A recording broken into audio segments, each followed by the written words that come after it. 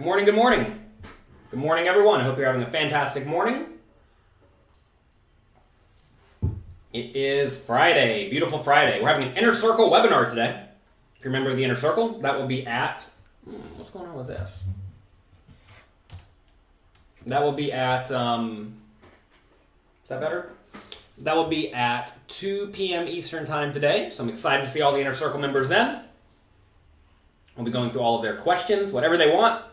Kind of like this show. They get to get online and ask me whatever's on their mind. That is a call-in show, though, where they get to actually call in and ask me their questions in real time. And if, for some reason, they can't be there, of course, they can always send in the questions. They can write in the questions, and I will always answer them. So we're doing that later today at 2 p.m. You can check out information for that at pokercoaching.com/inner circle. What's my topic today? We always present on a specific topic. Let's see what it is today. I actually don't know. I made the PowerPoint a while ago. Post-flop play after 3-betting. Ooh, a tough one. I think essentially someone asked, what do I do whenever I 3-bet pre-flop and I just completely miss? Are we betting 100%?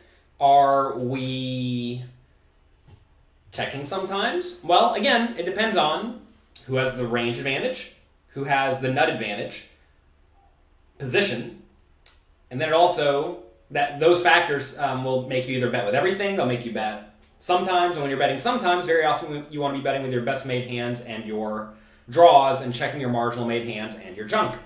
So, that's that. We're not going to get into that too much. We'll be discussing all of that later today. So, today's question is essentially, it's kind of a weirdly written question. The question was, how do I maintain the thrill of playing poker and getting better? That's a tough one because it means this person is already playing for the thrill. Essentially, it makes me think they are playing poker because they want excitement, not because they love the act of playing and getting good at games.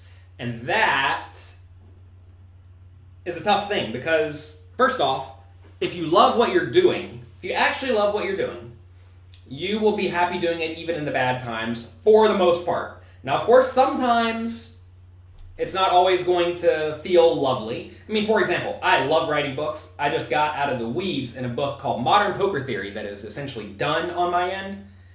And it was a hard book. I normally love writing books. I did not love writing this book because it was hard. It was a lot of tedious stuff. And tedious stuff, after a year of it gets a little bit old. And poker, like that, sometimes does get tedious. You go, you show up, you play your best for 6 hours, you bubble, you go home. You do that over and over and over again for about, well, let's say a year. It starts to get a little bit old. I get it. But if you love it, you'll find a way to persevere, right? Like with writing the book, I was never going to quit. Right? I'm never going to quit in the middle of it. That would be really dumb and really bad, right? And it's important to realize that. Paul says, you grow from struggles. That is true. I hope the book is going to be on Audible. I don't know if that book's going to be on Audible because it has about 500 equations, about 150 charts, something like that. It's not a very good Audible book. Maybe they'll figure out a way to do it, though. DP says, poker can get annoying, but the love overrides it. That's really it. So if you have a problem with staying excited, right? Like, this is an oddly phrased question because why do you need excitement? Is that what you look for in your hobbies and your games? And you always want to consider those things. Sean says, let's see, you're in the hospital on Monday. Oh no, that's not good. It was my videos that helped you get through it. Well, I'm glad I helped you pass the time, and maybe you learned something along the way. Speaking of which, you may notice I have a new coffee cup. Someone here who watches Little Coffee sent me this nice letter. 2 boxes of coffee. As you can see, this is from the McLaughlin Coffee Factory. McLaughlin coffee.com. He said, if any of you want to try it, use the promo code POKER and you get 25% off your first order. There you go. Someone sent me some coffee and a coffee mug. It was actually good. He asked, it was very nice, Sean was. He asked me what kind of brewing system do I use. I told him an AeroPress. He's like, okay, perfect. We'll grind it super fine, which is One of the pains with the AeroPress is you have to grind it super fine. So anyway, the coffee's good. You'll notice it is black coffee. In my opinion, when the coffee's bad, you put milk in it. When the coffee's not bad, you don't put milk in it. It's perfectly good coffee. It's very good coffee. So anyway, check that out, McLaughlinCoffee.com, if you feel like giving back to someone who is here in the chat with all of you.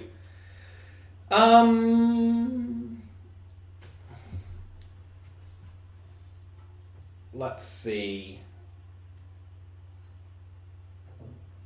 Can I do a webinar going over that book? Well, it's not actually my book. It is Michael Acevedo's book. So I'll ask him. Maybe we'll do something together. That's actually a good idea. Maybe we can do something together. I don't know. We'll figure it out. But yes, that is definitely a very, very good project, and I'm glad to have it off my plate. Now I have a cash game course I'm working on. It's going to be 4 hours long or more. Today's going to be a building day, I tell all of you. I have a lot of projects needing to be built. I've made all the projects I need to make until June, so I have time to now build. Continue working on poker coaching. We're going to be reorganizing stuff there. Continue adding more content for all of you, etc., etc., etc.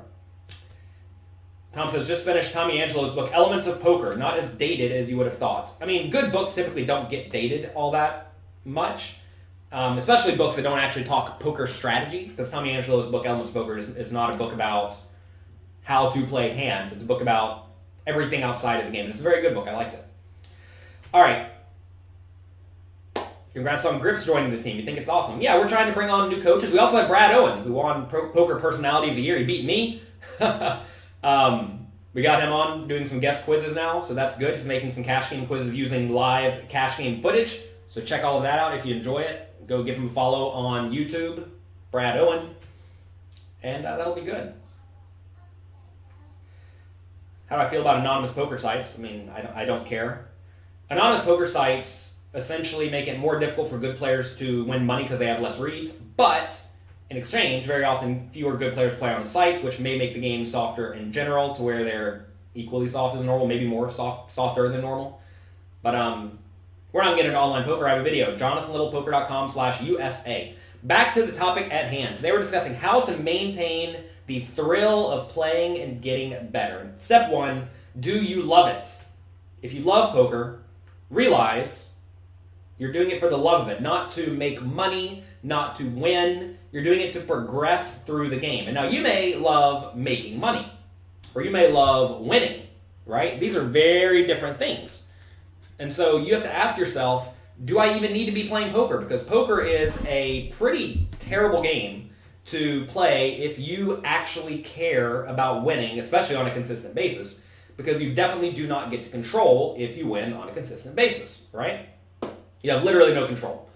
And so, maybe that's not the game for you. If you want to win all the time, play chess, right? Because chess is a game where if you're actually good, you'll win, and if you study, your improvements will very clearly lead to an increase in win rate, or at least let you play against tougher competition competitively.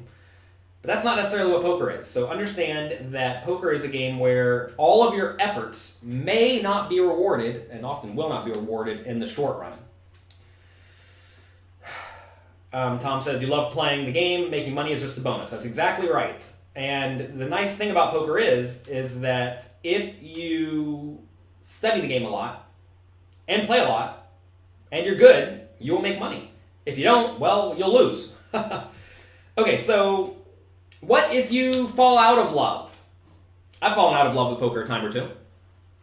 Twice during the World Series of Poker, I've had 04X series. If you talk to pretty much every high-stakes pro, they've all had this exact same experience where they show up, they play at least reasonably well, and then they just get demolished. And that is A-okay. It is going to happen. And whenever you lose 20, 30, 40 tournaments in a row, it starts to get annoying. A lot of people out there, though, they never really experience that because they don't put in the volume, right? You need to make sure that you are putting in maximum volume in order to get through the bad runs. A lot of people think, all right, if I lose 5 tournaments in a row, I'm going to take a month off. It's like, well, what does that really do, right? Unless you're spending all that time studying, it just wastes a month of your life in terms of poker playing skill.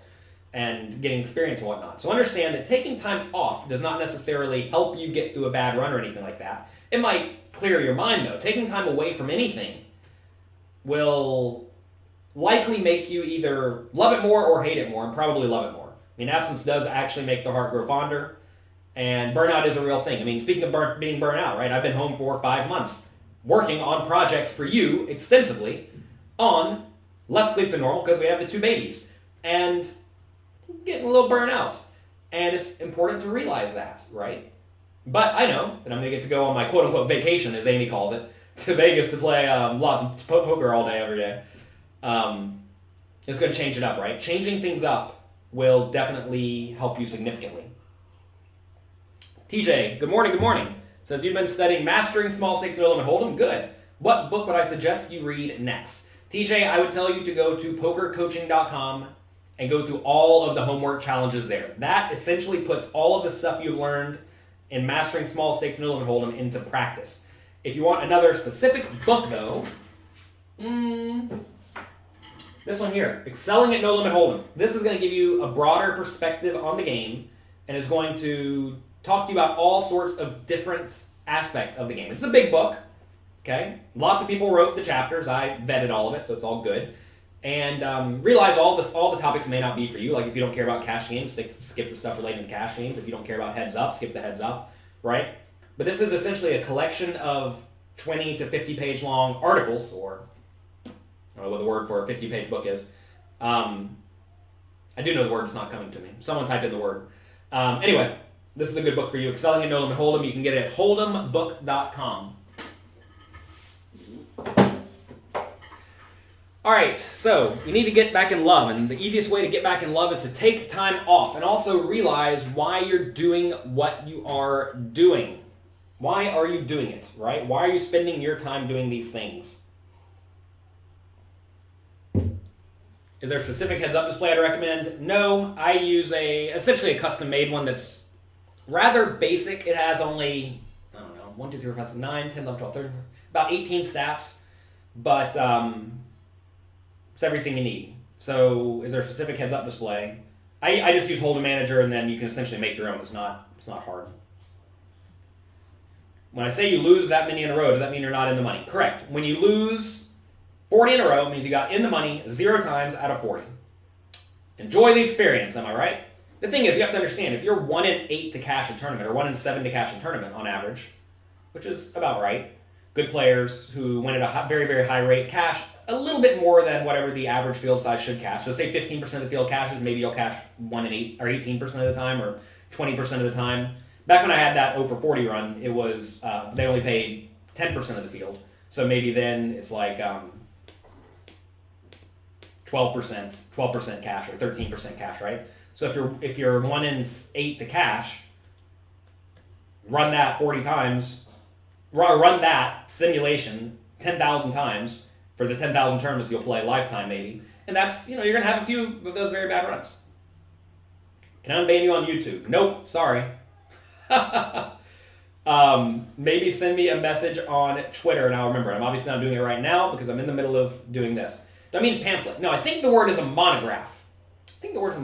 Someone look up the word monograph and tell me if that means a short book on a specific topic. But pamphlet is probably a very accurate word too. It's funny how I can't think of things when it comes to me. Mark says, personally want a hobby that makes you think. It was Magic the Gathering back in the day, and poker provides that challenge now. Yeah. You can always improve, helps you stay focused. Yep, that is exactly right. How many hours do you think are necessary to see a predictable outcome in cash games? It depends on your win rate and the variance in the game. For example, if you're playing a very high variance game like Pot Limit Omaha, you'll see swings all over the place. You need a huge sample. In No Limit Hold'em, I will tell you, I used to play all day, every day Bellagio, playing about 60 hours a week, and I consistently won between 10,000 and 30,000 every month. So take that for what it's worth. That was me putting in a lot of time though, right? A lot of people just don't put in a lot of time. But I mean, 60 hours a week is 240 hours a month. So if you do that for 6 months, you'll have a pretty good idea of what you're doing. A monograph is a detailed written study of a single specialized subject or an aspect of it. That was the right word. What's a pamphlet? Someone says what a pamphlet is. Maybe monograph doesn't have to do with the length. Okay. Maybe pamphlet has to do with the length. Interesting. Tyler says, Excelling in Nolan Hold'em is the first book he's ever read and is such a great read. It's your poker Bible. Good.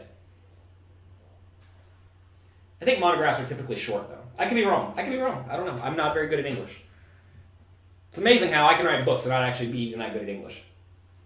I always have a joke with Amy that I think I only use like 100 words in my books. Are there any cash books I'd recommend besides my own? If you really want to study hard, read Expert Heads Up No Limit Hold'em by Will Tipton. Alright, so maybe pamphlet is the right word. I think you're right.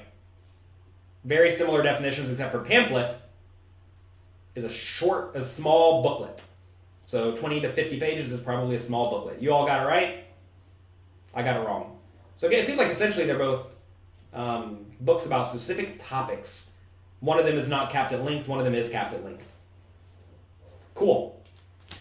Bernard Lee's chapter helped you obtain 2 satellite wins at the Mid-States Poker Tour. Good. Yeah, there's a chapter in there on satellites. It's a good, solid chapter on satellites. And it's good. That's all you really need to succeed. Fortunately, satellites are an incredibly easy game because you just kind of play normally in the beginning, get some chips, figure out once you're in good shape to get in the money, and then push around the people who are also in good shape to get in the money, and don't risk your stack. Easy games. And Bernard Lee's chapter really distills that into just a solid 25 pages or whatever it is. It makes it to where you'll know what to do. It's very powerful to know when you're going to get in the money and how many chips you need to get in the money. And once you know that, you just need to figure out how to get in that scenario and to go from there. So a few people wanted me to mention this idea of the Texas poker clubs getting raided. Someone said they know I've played in a bunch of them. I've never played in any of them. I have literally no experience there. I know some people who have played in them. I don't actually know what... I'm completely clueless about this, right? But I do know, if you're doing anything shady at all, anything that can be construed as shady, realize the governments may get after it at some point, right? For example, Full Tilt and Poker Stars, right? To be fair, they were probably clearly breaking the law. Look at all the current sites operating in America for the most part. Many of those are operating in a shady manner. And even if it's a little bit shady, the government may decide to get after you. And if the government decides to get after you, you may get screwed. Well, screwed. You're not getting screwed, you're breaking the rules. If you break the rules, you, in theory, deserve to be punished, right? Lots of people speed, but only some get pulled over. And it's not necessarily the most egregious speeders. Think about the most egregious speeders. They may never get pulled over. They never get caught, right? But anyway, someone sent me an email saying that they'd already qualified or bought into some big tournament. I don't know what the big tournament is. Maybe $1,000 buy-in or something, which was a lot of money to them in one of the Texas poker clubs. Then the Texas Poker Club got raided and closed, so now you don't get your money back. And that's brutal. 99% says poker clubs are illegal in Texas. Why are they getting raided then? They're monographic pamphlets. Yeah. Someone briefly explained to me in chat who actually knows what they're talking about, if the things are legal or not and why they are getting raided. And if there is an actual reason for them to get raided, then there's a reason. Kevin says it's a gray area. Exactly. You all may not know this, but the government doesn't really care if something is expressly illegal or not. Someone I know, essentially, I don't know if I need to get into this. Basically, he did something that was the thing that there's something relating to drugs, essentially, that is very clearly illegal. You can't sell cocaine, let's say. But if you make something kind of like cocaine that's not cocaine, and it's not expressly illegal, is that illegal? And the government essentially says, maybe, and if we feel like it, we'll get you. And so they decided to get my guy. And he wasn't making cocaine, but you get what I'm saying, right? And with the poker clubs, it's a very similar thing, right? So is it actually rake if you're taking it when people come in the door, or if you take it in membership fees or whatever? And that's the thing. So anyway, let's see. They got I don't think a lot of people actually know what they're talking about. Let's see. You own part of a poker club in Texas, you have to toke off the DA. And you never had any problems. Maybe that's it. You don't toke off the DA, you get screwed. Anyway, I don't know the rules because I don't deal with this. But I do know that if you are doing anything or working with or cooperating with anyone who is known to be a bad actor or even a slightly shady actor, don't be shocked if you receive some of the repercussions, right? So say you're playing on one of the sites that operate in America, or you're playing in a Texas poker room that maybe is being shady. If they close up and take your money, you should not be unhappy or feel offended or feel wronged that that happened to you. You're not necessarily an accomplice, but certainly you're with them, right? Hey, come here. Let's come say hi real quick. You want to come say hi? What do you have? That's an ice cube. You brought an ice cube in here? Yeah. Can you say good morning, everyone? Can you wave hello? What do you have? Ice cube. You have ice cube? It's dripping on my leg. Oh no! Yeah, it's dripping on my leg. Can you put it in your mouth? Put it in your mouth. Is it cold? Oh, James. All right, tell everybody bye-bye. You got to get out of here. Can you say, have a good day and good luck this weekend? Can you say good luck this weekend? Eat it. You're going to eat it? Say good luck. Good luck. Say, run hot. I like it. You like it? All right, eat it. See ya. Bye. Love you. Be nice to Grandpa.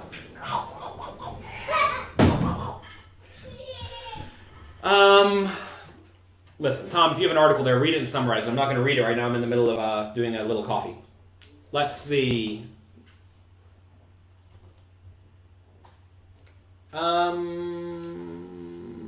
Let's see. You're in Texas and you know they're a very gray area. Yeah, I mean, that's the thing, is that just because something is not expressly illegal does not mean that you will not get punished for it. So, anything that could be construed as maybe illegal, you are live to get punished. And realize the people who had money in this like $1,000 tournament in a Texas card room next week, and then they get raided and the place gets closed, and now they don't get to play their tournament. I guess the Texas people just keep the money, or the government takes the money. I don't know what happens to the money. But if you play there, realize you're live to just have that money taken. If you play on the sites that operate within America without all of the licenses within America, you're live to just have your money taken. And if you're cool with that, that's fine. I mean, this is why I tell everyone, if you're going to keep any money in these American sites, keep like none. Literally the minimum. And as long as you thoroughly protect yourself, you're probably not going to have many problems. But it is what it is. American rules suck, my friend, unfortunately. Yes, American rules suck. Phil Ivey edge sorting is a great example. I think what he did was perfectly fine and perfectly legal, but apparently the government doesn't.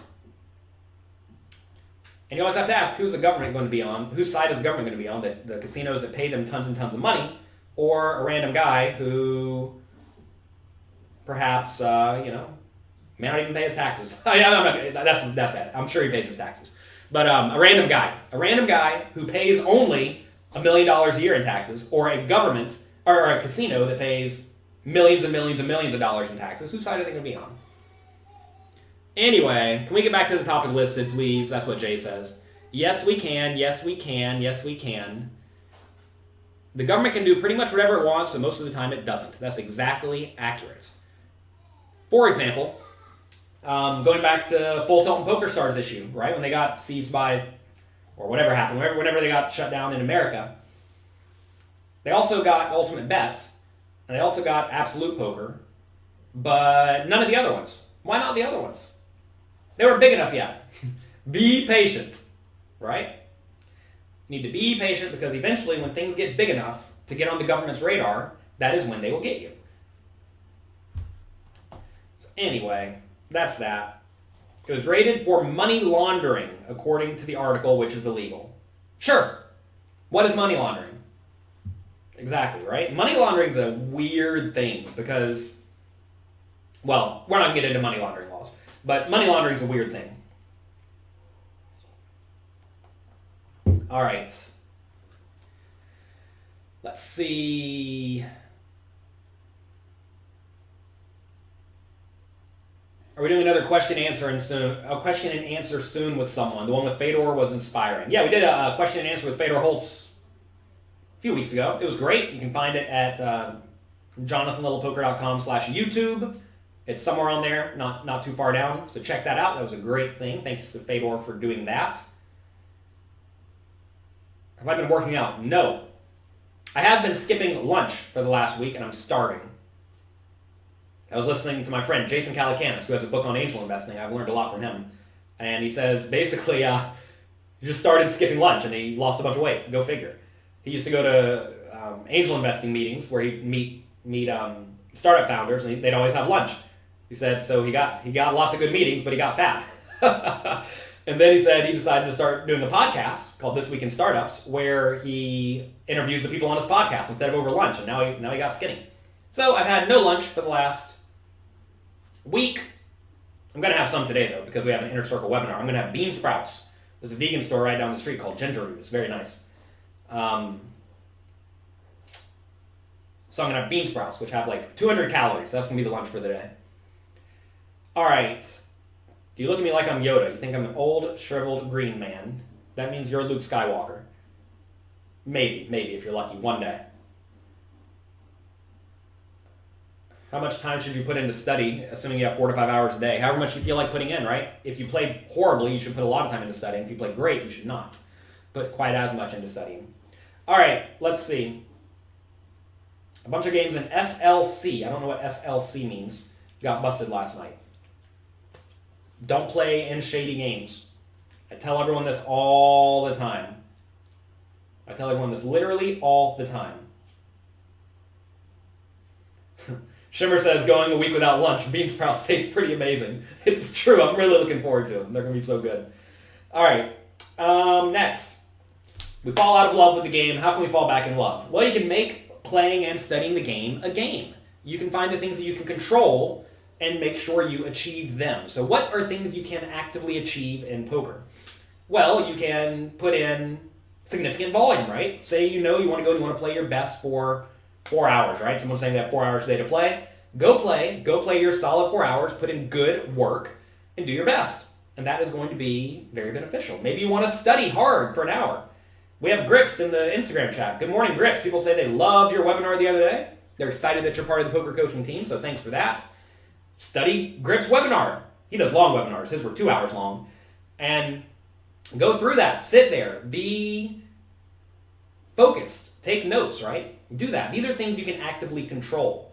You could also play the quizzes at pokercoaching.com and really strive to get a good score, right? You can think through everything. Most of the plays are relatively logical, and that'll allow you to improve. You can, like in the poker coaching homework challenges, right? You can go through and do 5 of them in a day. And if you do 5 of them in a day for a month, well, you'll be through all of them, and you're going to be very good at poker. So you want to make sure that you gamify things if you find that you are not naturally motivated. And poker is a relatively difficult thing because you really don't control the results at all, especially if you don't get to put in a whole lot of volume. And I understand a lot of you don't get to put in a whole lot of volume, and that makes it tough, right? Grip says, making playing well and studying the game into a game is a great idea. Yeah, the more way to get points in life, the better. If you just get lots and lots and lots of points, you'll do it. When you played 60 hour a week, was it a grind or a thrill? Oh, I enjoyed it. It was nice and easy. I would go there, I'd talk to fun people, I'd play good poker, I'd make money consistently. Oh, it was nice. I should probably just go back and do that. I should muck on all of you. You may never see me again. I'm just going to go to Bellagio and sit there all day and make my $30K a month, and that'll be that. I mean, it was a grind, but the grind was fun. I didn't mind it, right? I liked it. It was nice. It was really just like a nice time. You sit there, you get paid. It was fantastic.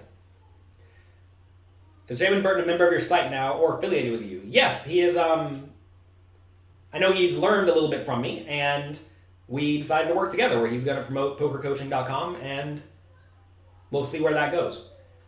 We're trying to work with the video bloggers more. They provide a great service. A lot of them are great players too, and maybe we'll work with them. Like we have Brad Owen now making guest quizzes, right? We don't know if he's going to be doing it full time because it is a time-consuming thing to make quizzes, but We'll see where it goes. I'm all for experimenting. If you all know me, I try lots and lots and lots and lots of things.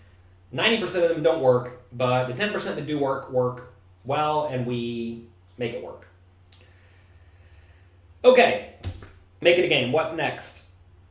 Figure out, so say you're tired of studying, you're tired of playing, you don't like it. Change it up, right? Do something differently. If you are getting burnt out, if you're no longer loving your experience of playing poker, try to figure out a way to do it differently. If you used to study by going through poker coaching homework challenges and you got tired of it, well, do something different.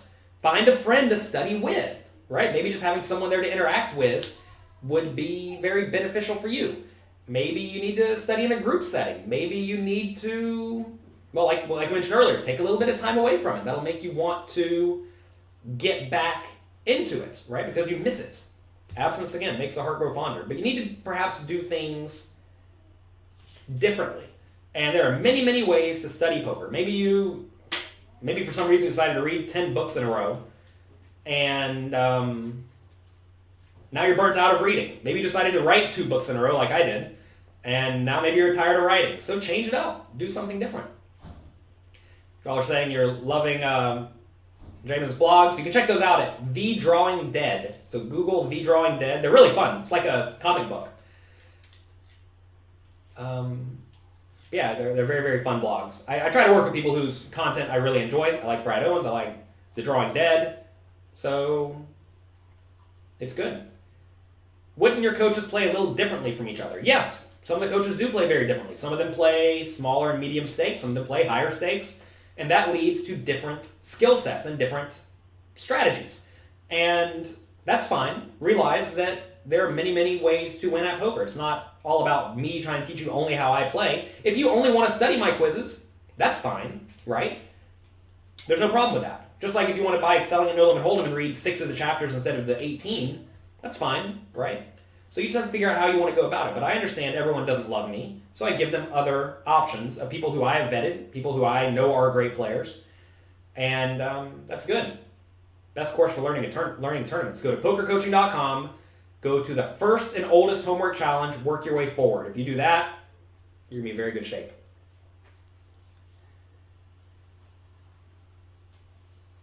Let's see.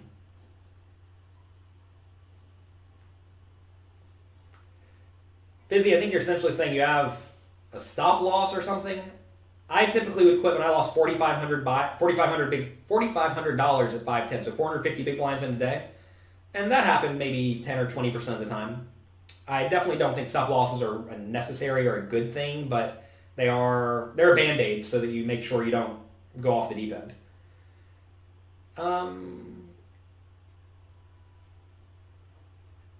How can you translate online play to live play? They're the exact same game. So many people think online is very different than live. I mean, the only difference is that it's harder to win online because people are better. And if you can beat online, you can beat live. Live games are just much easier. Mark says, you find it interesting how different coaches have different correct answers. Alex Fitzgerald makes some plays that you would say are very unbalanced. Yeah, so you have to consider it when trying to get the right answer. Yeah, that's exactly right. Nathan says, congrats on joining the poker coaching team. Congrats, Grips. All right, what else can we do to stay in love with the game? Well, you can accept and realize that studying is not always going to be easy. It's not always going to be easy. Sometimes it is going to be hard. Sometimes it is going to be tedious. And as you move up higher and higher, I hate to break it to you, poker studying does not become easier, it becomes more in depth. Because learning 95% of everything you need to know about poker doesn't require all that much analytical skills, all that many analytical skills. It's more of understanding why the best players are doing what they're doing and then implementing that and adjusting. Whenever you start really trying to get to a super high level, that's when it gets very difficult. And like Mark says here, a lot of my plays are very often based on having at least some level of balance, whereas other coaches, like Alex Fitzgerald, for example, throws balance out the window. And that's fine, because very often he's playing in more medium stakes tournaments, like $1,000 buy-ins, $3,500 buy-ins, and $500 buy-ins, etc., where the opponents just aren't very good.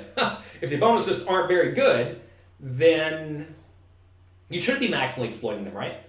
And I guess that's something that is interesting because very often in my quizzes, I'm always at least somewhat concerned with balance. There are some where I'm not. I mean, I'm just thinking one off the top of my head where I just value bet like middle pair 3 times against a guy. And a spot where you would never do that against a good player, but I knew this guy always had a worse hand. So if the guy always had a worse hand, then just value bet, right? So you certainly should be maximally exploiting, but often I don't have great reads on the opponents to the point that I know the adjustments to make, right? Do you review the latest entries on the homework questions? No, I do not. That would take me literally forever. So sorry. But I go through all of the answers for every new homework challenge and understand that if you answer the homework question from a year ago, go through the forum, find someone whose answer looks like yours, and then watch the video reply and see how I replied to their answer. Because there's really only like 10 or 15 ways to answer each homework challenge. And if yours is like way out of whack, well, realize that, right? You want to be trying to find the reasons yours differs from mine and the other good answers that come in. And if you figure that out, that's how you adjust and do better next time. Everybody they interview at the European Poker Tour emphasizes studying and taking a step away from the table. Yeah. You have to understand how to play well. All right, what next? You need to learn to enjoy your experience. So many people think in their minds that they are supposed to have a tough time. And they torture themselves, essentially, into being angry and disgruntled and annoyed. And this inevitably leads to them not wanting to study, losing their passion, and not enjoying their life, right? Understand, poker for everyone should start off as a hobby. You should not approach poker as a complete novice from the point of, okay, I'm going to make this my job now, and I'm going to devote 10 years of my life to it. Because who knows where we're going to be in 10 years, right? And also, it's a fun game. You can play for very small stakes. So you need to make sure that you start off playing with the idea that we are playing here to have fun. And once you're doing that, always make sure you're having fun, because poker is a game, and games generally should be fun. Peter, I don't know about Cash Game IQ. If you like it, send us an email, let us know. Maybe we'll make more. Mark says his goal in Vegas is to make good decisions and enjoy the experience. That's exactly what you're supposed to be doing.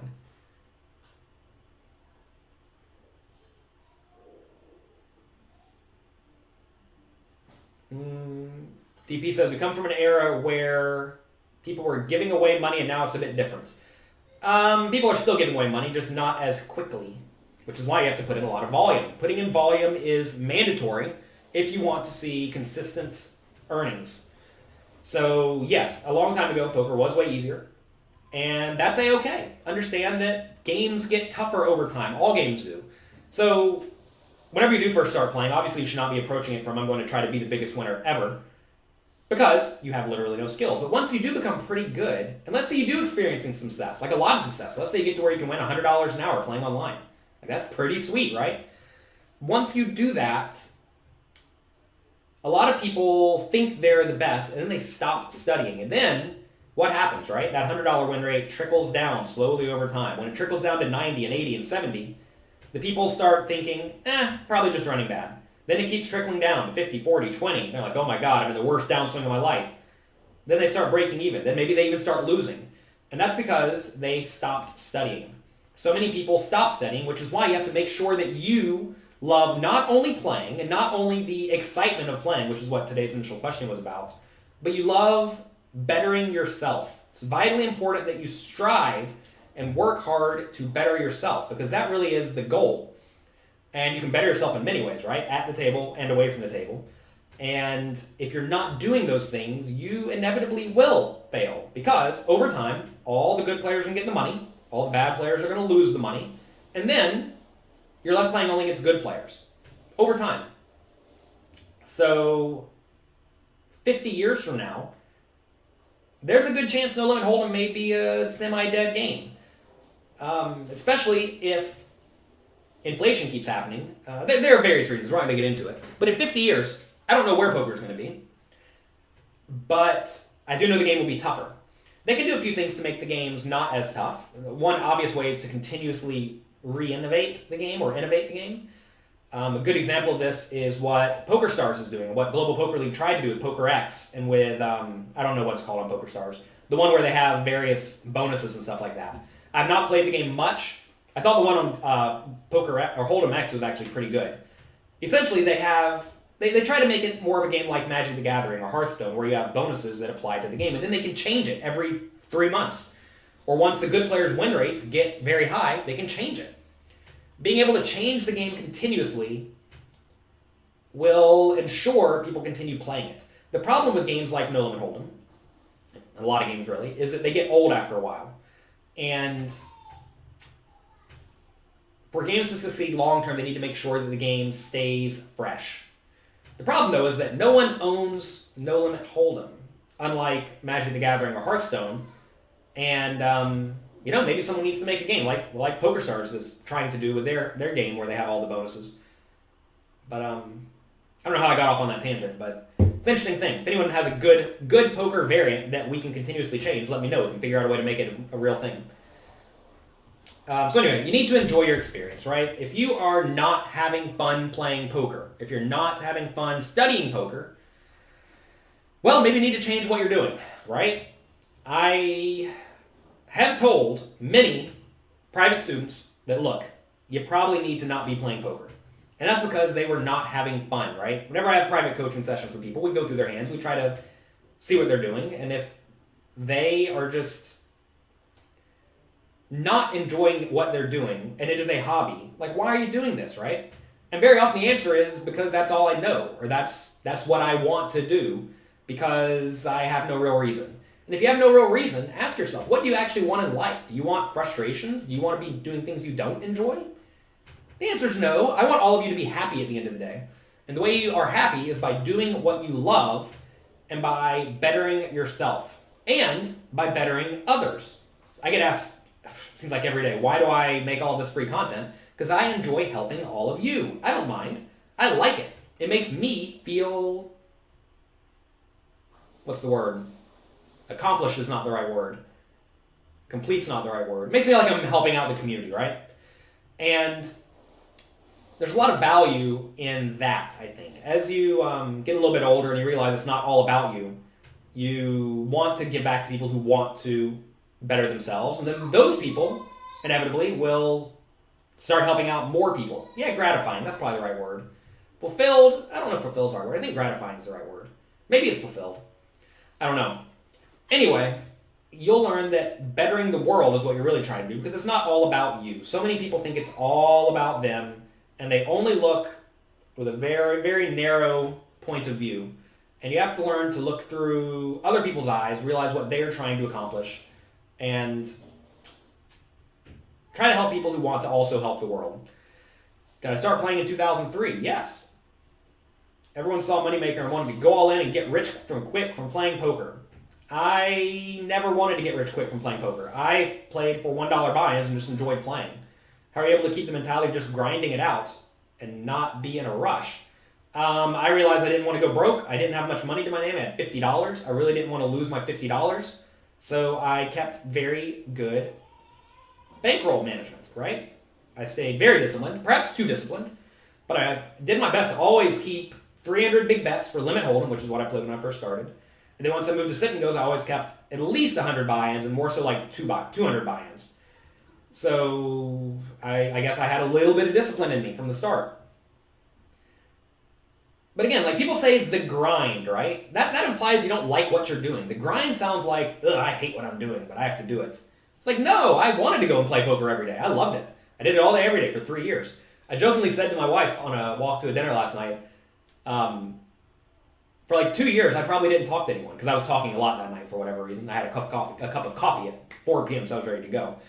But I'm like, I didn't talk to anyone for 2 years. And I really didn't. I talked to literally almost no one for 2 years straight because I sat in my room and I played and studied poker all day, every day. I loved it. I was probably very clearly addicted to the game and to getting better and all of that. And I loved it. So don't view it as something that's hard or difficult. View it as something you want to do. There was nothing else in the world I would have rather have been doing in that time. And even today, there's nothing more I'd rather be doing right now than sitting here and talking to all of you. And later I'm going to work on this cash game course I have coming out. It's not going to be easy. It's going to be strenuous. It's going to be taxing. But I mean, I enjoy it. There's nothing more I'd rather be doing. And I think that's what you want to try to find in life. You want to be doing what you want to be doing. And realize poker is not a get-rich-quick scheme. And I never thought it was a get-rich-quick scheme.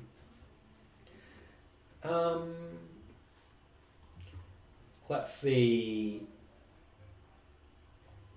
Did I read the Subtle Art book? I did not, but I imagine I already pretty much know most of what is in that from listening to interviews.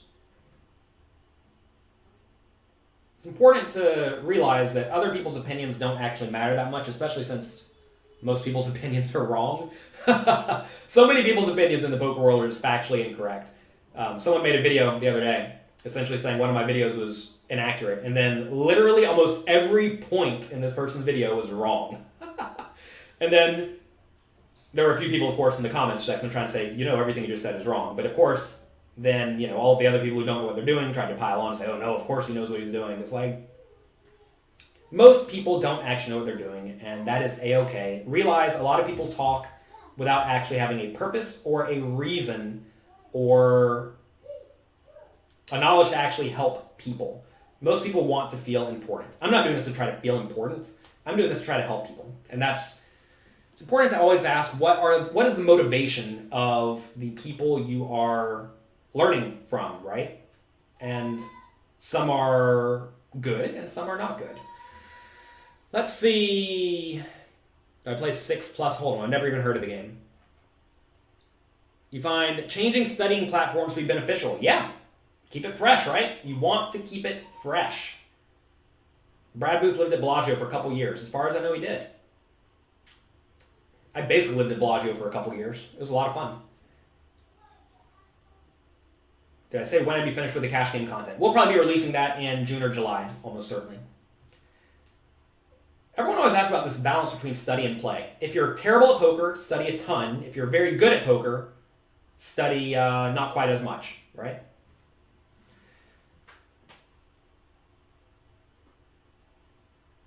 Oh, 6+ is short deck. I see. I have studied a decent amount about short deck. I have only played it a time or two, and what do I think of it? It's a game. I mean, I don't know. Are we live? Of course we're live. Thank you for Brad Owen's quizzes. You like his analysis. Good. We're going to have more of them coming up. Hopefully you all enjoy them. I think a lot of people don't understand that I don't necessarily... what do I like doing the most now in my life? Going and actually playing poker is not what I enjoy most anymore. What I enjoy most is studying the game and learning the game and helping other people. And I recognize when I am sitting there playing poker at the table, I am not actually helping anyone. Beyond the idea of I'm getting good, fresh content, right? And I have definitely had a change in mental approach to the point where I'm really trying to...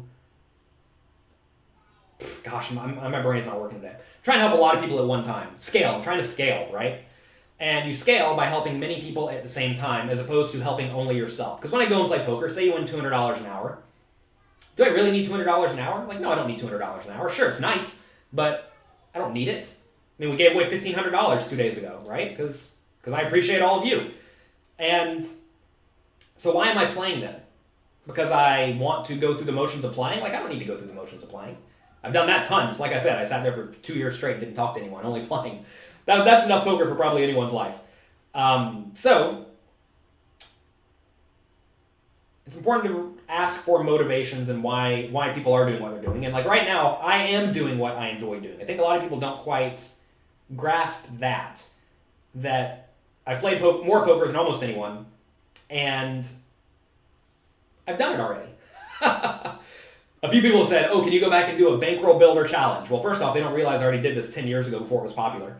And then also, no, I don't want to do that again. I don't need to do that again. I don't enjoy sitting there and going through the motions of doing it to see if I can do it again. I don't need to see if I can do it again. I've already done it multiple times, It's we just don't need to do that. Well, there'll be a poker coaching subscription discount available soon. I don't know. Sign up to the email list at pokercoaching.com, and if there ever is, we'll certainly send you an email. For some reason, when humans think of a fun activity as work, the fun seems to go away. Matt, that is absolutely accurate. So, You have to understand that playing poker is not a grind. It is not work. It's fun. It's what you're supposed to be doing. It's exactly what you're supposed to be doing. If you view it as a miserable time or a grind, then you're not going to have fun anymore. Speaking of a grind again, I don't know if Sean is here. Might as well promote Sean's coffee one more time. It's very good. Sean McLaughlin from McLaughlin Coffee sent me some coffee, this coffee cup. And he says if you all want to try it, go to his website, McLaughlinCoffee.com, and use code POKER to get 25% off. I get none of that money. We're doing it purely to help one of you all out there, right? If you all have any tangentially related things that you think go well with this show or any of my other stuff, send me an email, support@pokercoaching.com, and let me know. It's hard to combine poker and social and emotional mind. I think you need to have very separated parts of life. I was very bad at this as a young kid. I've become way better at it as I've aged. I'm an old man, by the way, for all those who do not know. We have gray hairs now. Whenever I was young, all I did was play poker, and that was not good for my brain, probably. But also, I had no good relationships, and people need relationships, I think. And now what I do is I try to have very compartmentalized parts of life. So when I'm playing poker, I am playing poker and going hard, which is what I've always done. But then when I'm at home, I try to work very hard from 9 a.m. till 6 p.m. every day. Solid work day. I don't take time off. I work hard the whole time. And then in the mornings and the nights and the weekends, I try to be with my family, right? And that allows for at least some balance, right? I'm someone who goes hard when I go. When I go, we're 100%, 150% if you think that's a thing. But it's very important to understand what your issues are. And my issues are I will go too hard and I have to control myself. And that's A-okay. What are my thoughts on Antonius' comments about hoodies and sunglasses? I don't know what Antonius said about hoodies and sunglasses. Should they be banned? Probably.